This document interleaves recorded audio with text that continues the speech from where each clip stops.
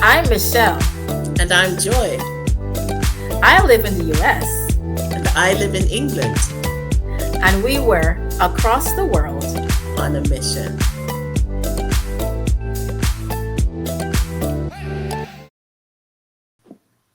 Hello, everyone. Welcome back to part two of our sad moments in the Ukraine and Taiwan and Japan. I know we ended on a very sad note the last time, and it was somber. And it's important to note that it's not all, rose and whistles.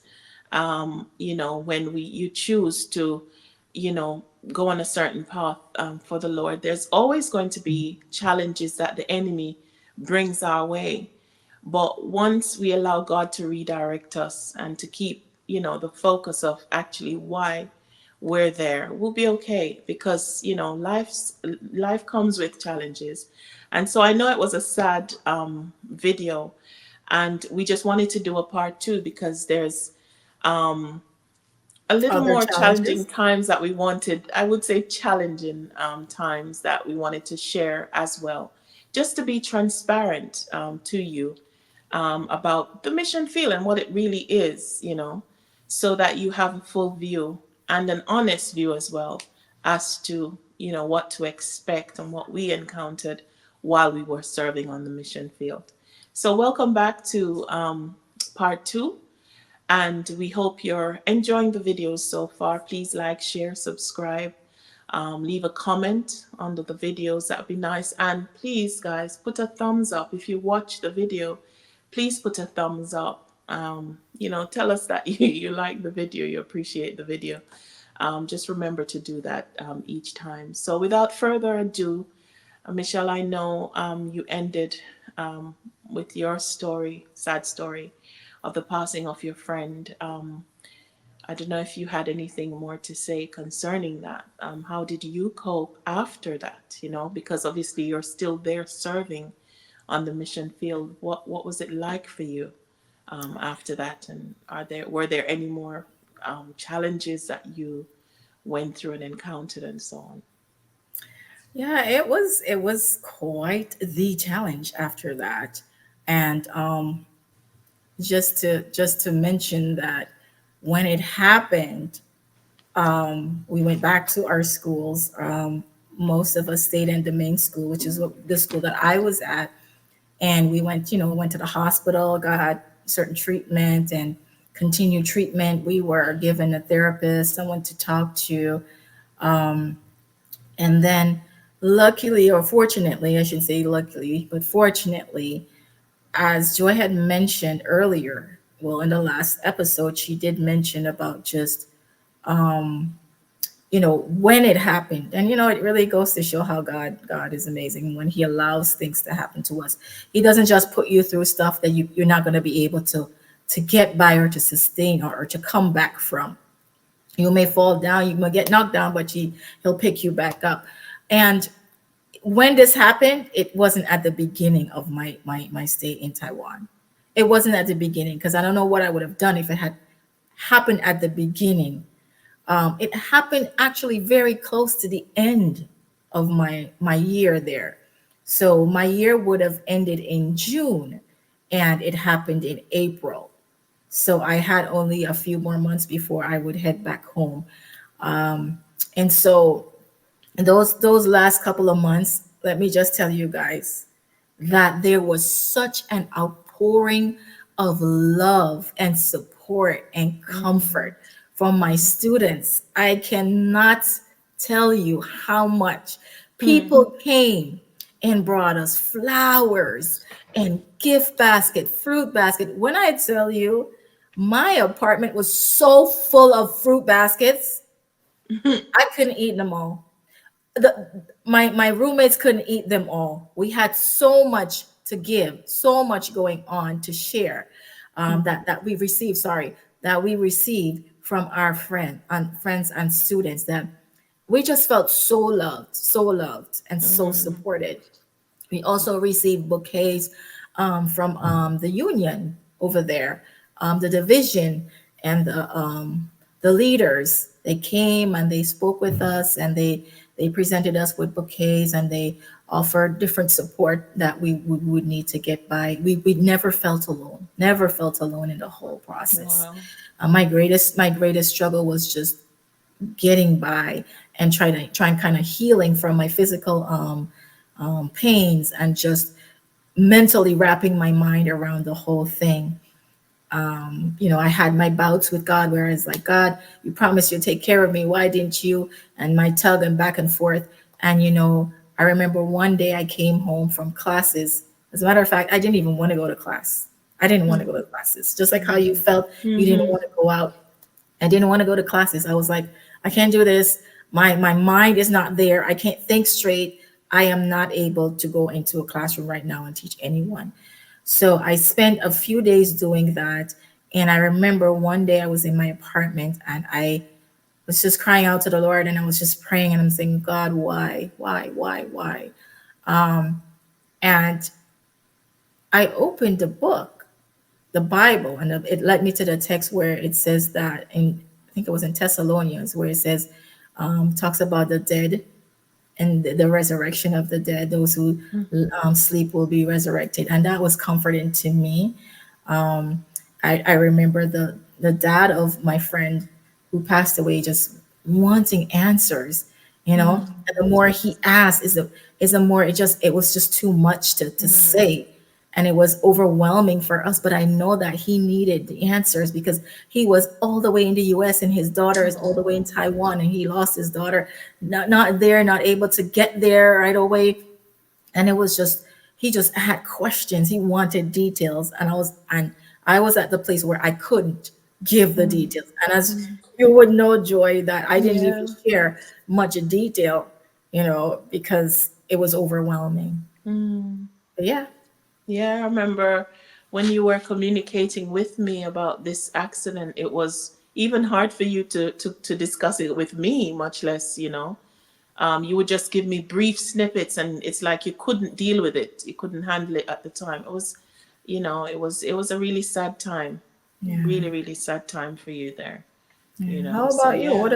What are the challenges do you face? For me, after that incident, um, like you said, your students, they come and they, bring you flowers, and my director, she would try to cheer me up, and the other teachers, obviously there, they try to encourage you. And I felt a bit vulnerable, obviously, because I was the only black person there. So I think it was a lot of feeling sorry for myself as well, in the grieving process, when, shortly after going through that. But somehow, God is so merciful. Somehow, just by going out each time and getting those encouraging words and so on, it helped me to step out more and to step out more. Even though it took me a while to actually go back on the road, not by myself, I'm always with people. But it took me a while to actually go out. But I was to the point where I could go back into the classrooms and to continue my lessons. But, and it took baby steps, but, eventually, I was able to go. I was remembering, some of the moments there as I'm thinking back on sad moments there. Um, it is something to empty. Because remember, when you're on the mission field, you're constantly giving of yourself, your time, your space as well. Because sometimes you just want to be left alone, because you want time to yourself. And there's always people pulling you here, there, and everywhere. And I found that, there were a lot of times where I wanted my cup to be full, and not just by having your own personal worship, but like when you went to church as well. um, I learned too, going on the mission field, that church really is not really about getting, but giving. But, in the time when you're giving, it'd be nice to be able to receive as well. And so some of my sad times was, the translation of the sermon. Sometimes when, there was a sermon going on, because it's being translated, you weren't getting maybe the full essence of it, because some of it, sometimes the translator doesn't really know certain phrases in the religious side of the language, doesn't know how to really phrase certain things that's said, and so on. So you find that you don't really get much in the sermons. That was really, I remember that was really, some really sad times for me, spiritual wise. And also, just being lonely, being not being able to connect on that level as well. I remember telling you guys, and we laughed about it when we spoke about even the fact that explaining what your jokes meant. It's kind of, it's sad that that kind of you know, experience where you say something funny and people laugh, because we all enjoy, or sorry, we all understand, each other. It was difficult. Those were my sad times, and I'm really happy that that was the peak of my sadness, so to speak. That one incident that happened to me, and the peak of, like being at church and those things. I'm really happy that that was the sad times, and I didn't have more of the negative, so to speak. I know some people will look at it and say, "Oh, that's not really much," but it is much when you're not surrounded by your own people, your own culture. Yes, we chose it, but the challenges come when you're faced with these situations, and it got lonely at times. Lots of nights when I went to bed crying. Lots of nights. Yeah. When I miss my mom and I miss my friends. I miss Michelle sometimes, just not somebody to just understand what you're talking about, or I cried. I cried Yeah. Yeah. sometimes. So yeah. Yeah, I think it's something that all student missionaries, all missionaries, people who leave their country and go to completely different culture, or a culture that's like complete opposite to yours, because there are cultures that are close or similar to your culture that might be more easy to adapt to.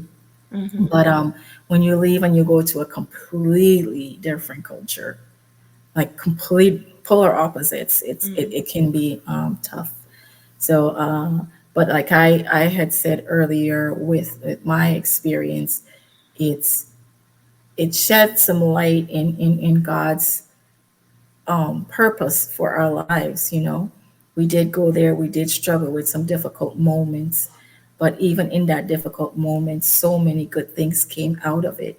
When Mm. I had the accident, it's funny that initially one of the reasons that prompted us to go was we wanted to be able to get enough money to pay for our school. And while I was there and having the accident, I didn't pray for this. And in some sense, I'm like, wow, why did, I'm asking all these questions, but in the middle of it, we couldn't sue. Mm. This was wrongful death. Wrongful death. The guy actually that was driving the bus, he was chewing something called betel nut. And betel Okay. nut was a very common thing to chew, almost like tobacco. But Mm. it could get you to moments where you're not clear on whatever is around. I don't know if it gave you a high, but bus drivers would chew it all the time. And they would chew and spit, and it would leave a stain on the road. So they would be chewing these things, yeah, called betel nut, and he was chewing it. And so as a result, we were able to have a settlement. We couldn't sue because they don't sue in Taiwan, especially in that time. But there was a settlement that was had. And in that settlement, we were able to get money, Mm. a money settlement for what happened to us. Not Mm. nearly as what could even pay for, certain things like, even your medical. You couldn't pay once you get back to the US or get back, you couldn't fully pay. But I had enough money that I could register back into school, and I had a good amount of money to do that. So, Mm. in a way, I still was able to acquire some money, because otherwise, I don't think I would still have had enough money to get back into school. But God blessed in a weird way, there was something good that came out of a tough situation.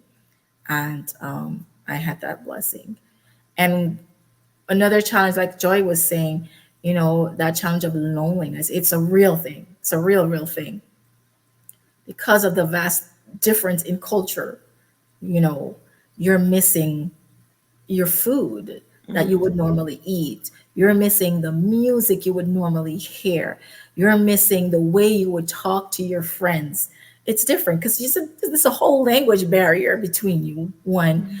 And then even the friends that you had, like some of the friends that I gained while I was there were from South Africa, and that's a different culture too.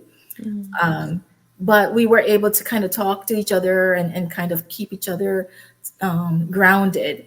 But there is that whole thing, you just feel a sense of, oh, I can't even explain, sort of an Longing. emptiness, a hollow Yeah. from time to time that you would feel inside of you because you weren't surrounded by what you were used to. So there was that whole set of loneliness. I was lucky to have had my brother there, so there was a part of home with me. Um, but when I was in Japan, I think I felt it more so because the Japanese culture was there was a lot of showing face or not showing face, and in my culture, we're used to just we speak it Be as it yourself. is. But it wasn't like that. So I had to hold a lot of who I was in respect to their culture, and so that was some of the challenges that I faced when I was there. Yeah. Mhm. So lessons learned. So lessons learned. Lessons learned. Even in our lowest moments, you know, God is there. God is there. Um, Sometimes we cannot see Him. There's a story that I've heard on the radio back as a child, and to this very day, because it never gets old, and I'm sure you guys are familiar with it. It says one night I had a dream that I was walking along the seashore, Footprints in the and sand. exactly, and the lesson for me is, even in the most grim parts of the experience, you know God is the one carrying us, and a lot of times we don't realize because it hurts. It hurts sometimes. You cry. It's sad. It gets challenging, and it's growing up now that we realize that those times when the stones were beating upon the stones, it was all working for our good, because it was what, smoothing out the character, and fixing the broken parts in us. It was painful, because obviously, think about something gritty rubbing on something gritty. It's going to be painful. I don't know if you've ever grated something and your hand touches the grater itself. It's very painful. And so at times we go through painful situations, but the painful situations is what we really need to bring about the beauty, you know, of The change. the whole thing. And so I just want to give God thanks for, the lesson He taught me in these situations, these so-called hard and sad situations that we had to face on the mission field, because we realized that that was when He was closest to us. He was the one carrying us, because He's not a liar. He's not a God he's a man, sorry, that He should lie. He doesn't tell lies. Where He's able to take you, He's able to sustain you. And this is what I'm learning over and And over again. That's what I've learned so many years ago, yeah, that God is able. He was able to take us there, and He's able to keep us there yeah. as well. So, all glory and praise to Him. Like Job said, must I only receive good from God? Is Mm, He not with you even in the bad times? mm, He's with us every step of the way. And these moments were used to stretch us and grow us and to mold us into the person that God wants us to be. So even though they were tough, looking back, I'm grateful for the experience that I've had while I was there. mm, Thank you for joining us. mm. We'll see you on the next episode. Bye.